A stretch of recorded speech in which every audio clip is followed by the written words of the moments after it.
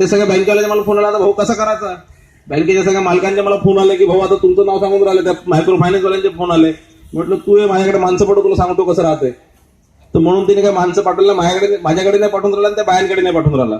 आता असं आहे की तुम्ही सर्व, मी तुम्हाला आमदार म्हणून, मी तुमचा एक भाऊ म्हणून तुम्हाला एक आश्वासन देतो, एक विश्वास देतो की तुम्हाला कोणाला घाबरायची गरज नाही आहे. कोणी आला त्यांना सांगा आम्ही पैसे देत नाही, आणि जर कोणी जास्त जोरजबरदस्ती केलं तर त्या पोलीस स्टेशन मध्ये जाऊन त्याची कंप्लेंट करायची.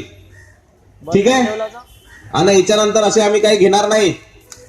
आता याच्यात आता यावेळेस आम्ही मदत करून राहिलो संजय भाऊ आवरे साहेब, आपण यावेळेस मदत करून राहिलो, कारण ह्या बिचारा भोळ्या भाबड्या आपल्या सगळे आपल्या बहिणी यांनी घेऊन घेतलं कर्ज की चला बाबा परत फेडायची गरज नाही, आणि 36% व्याजानं घेतलं.